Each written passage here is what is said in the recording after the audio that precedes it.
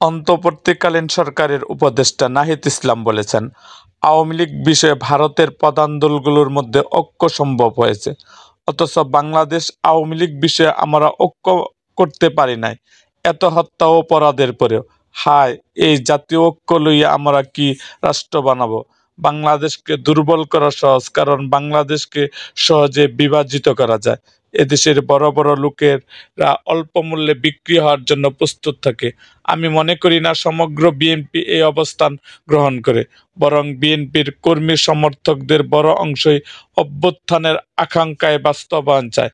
বিএনপির দেশপ্রেমিক ও ত্যাগী নেতৃত্বকে আহ্বান করব, ছাত্র জনতার অভ্যুত্থানের বিরুদ্ধে না গিয়ে ছাত্র জনতার সাথে বৃহত্তর ঐক্য ও সংহতির পথ বেছে নিন।